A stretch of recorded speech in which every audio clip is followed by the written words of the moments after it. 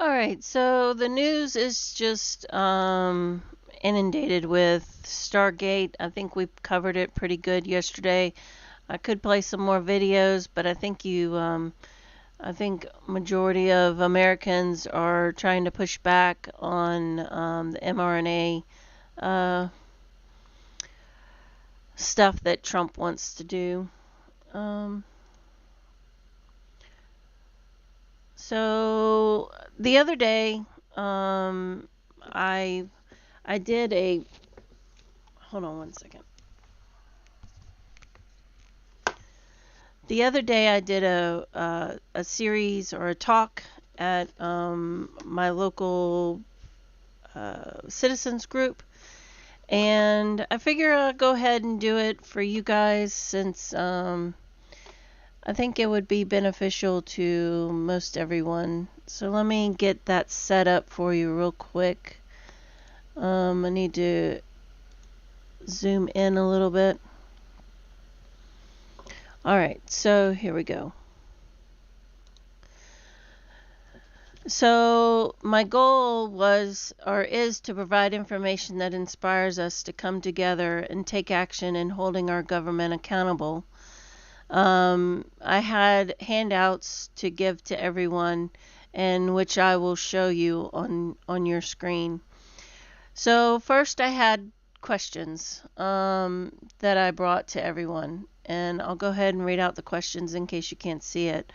So first, let us consider these 6 questions that may point to questionable behavior by our elected officials. Are the government procedures fair and transparent? Who monitors our government officials?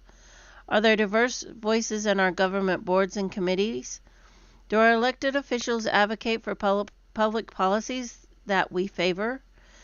Does our government reflect our preferences as citizens? Are there any conflicts of interest with the voting record of our elected officials? And then I gave space for them to write their own questions that they may have. So that was the basis for our starting point, holding our government accountable. So I told a little bit about our organization, which I'm going to go ahead and skip all that. I'm going to skip the mission statement, our strategies for our group. And then we come to the accountability. So today we're addressing the critical topic of government transparency and accountability. Increasingly, we've witnessed a growing disconnect between governments and the people, with some systems shifting away from democratic principles toward authoritarianism. In my extensive research, I found that the solution to this existential challenge lies in applying consistent pressure on government institutions to ensure they remain accountable and responsive to the citizens. And I emphasize that consistent pressure. So what is an accountable government? An accountable government ensures that political power is neither corrupted nor abused. It operates in the public interest, not self-interest. Strengthening accountability leads to more effective and ethical administration.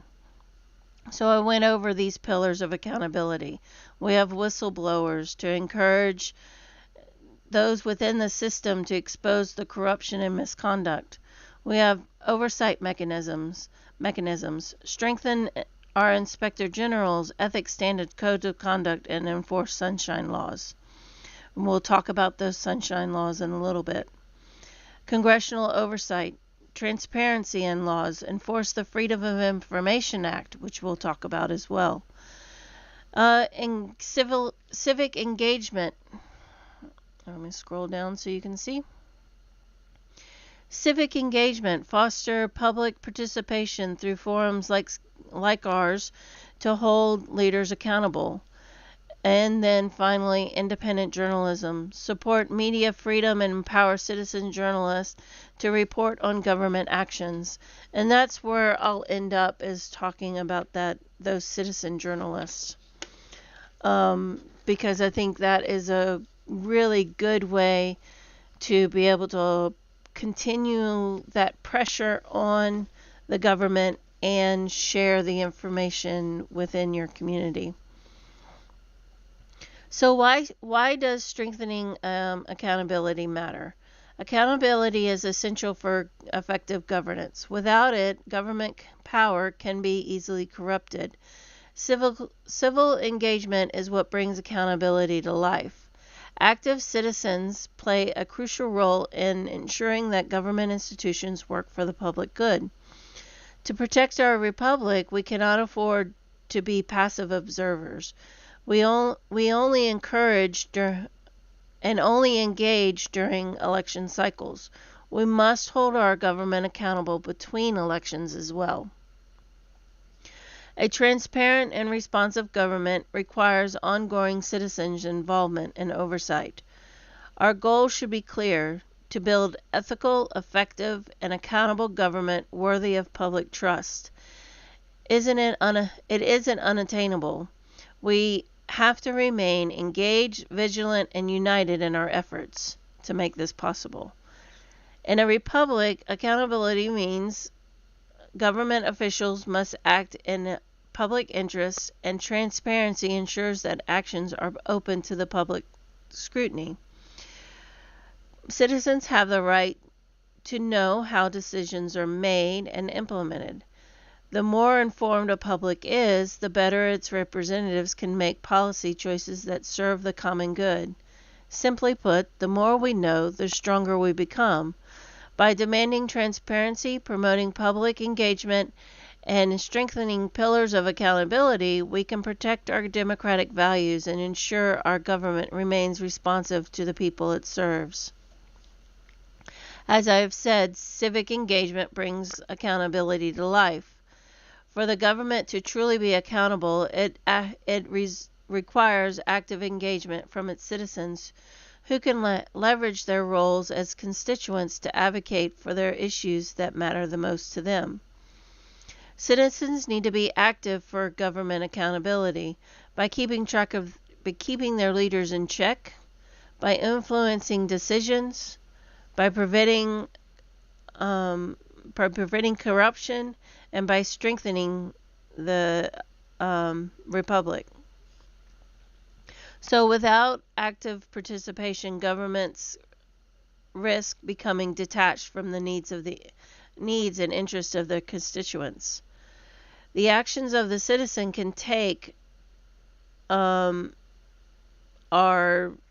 by voting, contacting the representatives, joining advocacy groups, protesting or demonstrating, running for office, petitioning, using social media, serving on committees, and finally by monitoring government actions, which is what we're going to focus on today.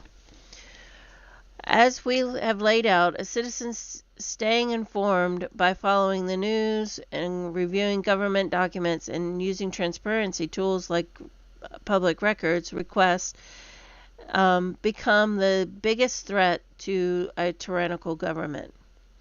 An active citizen can monitor government actions in many of the same ways: by attending the public meetings, reviewing budgets and government spending reports, tracking legislation, requesting public records with the Freedom of Information Act or FOIA, monitoring the elections, using online transparency tools like government websites, social media outlets, engaging with local media, but then again, is our local newspaper being forthcoming with the information for the public, which brings me to the need for citizen journalists, and most importantly,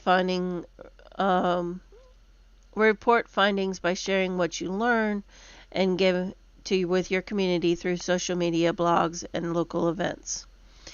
And by doing any or all of these things and then sharing the information with your friends, you are in effect a citizen journalist. Our goal is to build Citizen Journalist Task Force, a coalition of citizens reporting to the public. Each task force, which we split our task force into the different meetings within our county. That's the starting of some task force, is to cover the county meetings. So how can a citizen journalist hold a government accountable and transparent? In the same ways, but with broader reach as just an active citizen. By investigating, uncovering, and exposing issues such as corruption, misuse of power, or unethical behavior within the government. By fact-checking government claims and verifying statements made by officials, providing public with an accurate information that is not being reported correctly or at all. By highlighting underreported issues, those stories that mainstream media may have overlooked, especially those affecting marginalized communities. By sharing public records, by using the FOIA Act, or FOIA, Freedom of Information Act, to access and publish government documents. By amplifying public voices, by using a platform to reach citizens affected by government actions, ensuring their concerns are heard. By monitoring policy changes, by tracking new laws, regulations, and government actions, and explaining their potential impact to the public. By exposing conflicts of interest and investigating relationships between government official and private interests to reveal their potential bias or favoritism. By leveraging digital platforms to reach a wide audience to spark public discourse and to build public community awareness. By educating citizens on how to engage with and hold their government accountable. And so then I go into a checklist of what you would need to be an effective citizen journalist. So as I'm going through, mark off the ones that you have access to. You'll see that you're ready to be a citizen journalist with just 2 to 3 of these tools. So access public records by using the FOIA, which I give an example in my packet, and accessing open data portals, fact-checking resources, the government flowchart, which for our county government I add in.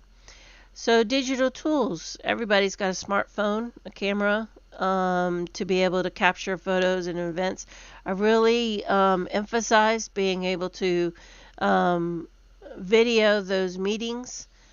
Purchasing a simple tripod, making it visible that they are on recording, and then being able to upload those, which we have a YouTube site that we would upload those videos, to be able to keep them and to be able to go back and reference them at a later date if need be. And then the publishing platforms, we have a social media Facebook page. We have the YouTube channel, and then also I'm working on getting a website to be able to hold all the information that we hope to gather. Communication tools, everybody's got an email. Collaboration tools, again, that's something that we're working on with our group. Facebook, YouTube, being able and our website being able to hold all this information in one location. Verification tools, if you're taking the video, then you can verify that video is coming from that location. And then understanding the rights, which in this presentation I'll go over some highlights of the Sunshine Law. So your voice matters. Become a citizen journalist. You don't need special training to make a difference, just curiosity, honesty, and the desire to share the truth. By reporting on issues in your community, you can help others hold our leaders accountable by raising awareness about what matters most. So then I go into wrong mouse. So this is the FOIA example. Really and truly, all you have to do is just email that person that has the information and say you're requesting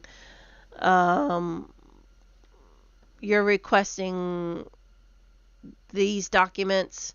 If they don't comply, you have this. And this came straight out of the Sunshine Law book. So you can use that as an example. And these are the different task force that we used in our group. And this is the flow chart of our county. And as you notice, they put citizens at the top, so they do acknowledge that everything flows down from the citizen. And then I gave everybody emails for our county officials. And then I go into Sunshine Laws Made Simple. So I talk about, before I get into this, I had a couple of things that I did speak about, that I would like to have 2 to 4 volunteers in each group of the task force to ensure meetings are covered. The goal is to provide essential resource of online data, a voice of the citizens that can be shared digitally, and eventually working to make a paper copy for the citizens that are not online. For instance, we currently don't have a resource that we can refer back to when decisions are made or important comments are made. Videos with transcripts are ideal. So then I tell them that I was going to start building their resources, their arsenal of resources. I talk about the FOIA, which I just showed. I talk about the flow chart and the emails. And if you would like a copy of this packet that I gave to everyone, you can email me at fyndiane@gmail.com, and I'd be happy to share this with you. So then I go into Georgia Sunshine Law, and ensures government transparency by giving citizens access to public meetings and records. It's designed to promote open government, allowing residents to stay informed about how decisions are made. So citizens can use the law to attend public meetings, to stay informed about local government decisions, requesting public records using open records requests to access information on government operations, and then report violations. If transparency laws are ignored, citizens can report the issues to state authorities, and we'll go over each of those. So, key provisions to the law. Open meetings. Open meetings.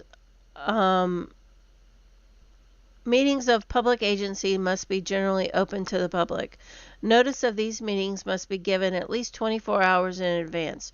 Regular meetings are to be posted at least 2 weeks in advance, and agendas are to be posted before every meeting. No member shall participate by phone more than twice in one calendar year. A quorum must be met before a member can call in, unless there's a medical decision. Medical excuse.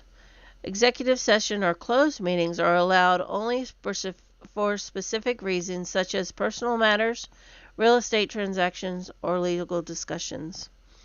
Open records. Citizens have the right to inspect and obtain copies of public records, including documents, emails, and other materials related to government activities. Requests for open records must be responded to within 3 days.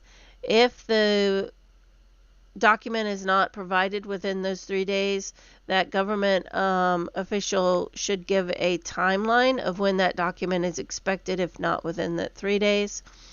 Agency may charge a reasonable fee for copies and staff time spent fulfilling requests. So exceptions to, let me move this down so you can see it. Exceptions. Some records are exempt from disclosure, such as records related to ongoing criminal investigations, certain personnel files, and medical records, and trade secrets and proprietary business information. Penalties for violations. Government officials who knowingly violate sunshine laws can face fines and other penalties. Citizens can file complaints with the AG's office or take legal action if access is denied. So there is a portal on the AG's website to be able to file a violation. And we have had a member of our group that did use that portal, and he said that it was pretty quick turnaround to get an answer from the Attorney General's office. So that was good news. So executive sessions under Georgia Sunshine Law. An executive session is a portion of the government meeting that is closed to the public. While Georgia's Open Meetings Act requires most government meetings to be open, it does allow agencies to hold executive sessions in limited circumstances to discuss sensitive matters. Permissible reasons for executive session. Government bodies in Georgia may go into executive session for only specific purposes: to discuss personal matters, the hiring, firing, discipline, and evaluation of a public employee, but general discussions about creating or eliminating job positions or salaries discussions must be held in an open meeting. Real estate transactions. To discuss the acquisition, disposal, or leasing of a real property, the goal is to prevent the premature disclosure of information that could negatively impact negotiations. Closed meetings can be for legal matters, to consult with an agency's attorney regarding potential or ongoing litigation, settlement strategies, or claims. Discussions must involve actual legal strategy and not general policy making. And then security matters, to discuss issues related to public safety or the safety of public buildings or systems. So then I go into the procedures for holding an executive session. It doesn't look like I didn't put this on a slide, but I can easily add that to my packet, which I may do. So procedures for holding an executive session. To legally enter into executive session, public agencies must follow the following steps. There must be a motion and a vote. A motion to enter executive session must be made during an open meeting. The motion must specify the legal basis for the executive session, such as personal matter, real estate, legal matters, etc. A majority vote is required to approve the motion. The agency must record in the minutes of the executive session, but these minutes are not required to be disclosed. So the agency must record the minutes of the executive session, but these minutes are not required to be disclosed to the public unless mandated by the court. Minutes must reflect the subjects discussed and the legal grounds for the closed session. Each member attending the meeting shall file with the official meeting minutes of the meeting a notarized affidavit stated under oath that the subject matter of the meeting of the closed portion was devoted to matters within the exceptions provided by the law, and identify the specific relevant exception. And I believe that affidavit is supposed to go with the official minutes of the open session. I have to get clarification on that, but I think that's how I read that. So prohibited actions. No votes can be taken during executive session. All final decisions must be made in an open meeting, and general policy decisions or matters not explicitly covered by the law cannot be conducted in an executive session. So steps to challenge the improper use of sunshine laws. Of course, that's my next slide. So request an explanation. So go ask your government agency for clarification on why the meeting was closed or why the record was withheld. Ensure that they cite the specific legal exemption they're using. File a complaint with the AG's office. Again, they have that portal. You can go in and do that, and the response is pretty quick. Publicize the violation. Um, Raise awareness by sharing the issue on social media, local media, advocacy groups. Public pressure can encourage the government to agencies to comply with transparency laws. And then you can take legal action. Citizens can file suit in court to enforce sunshine laws. Courts can avoid decision can void Courts can void the decisions made illegally in a closed session, order the release of improperly held records, and impose fines on violators.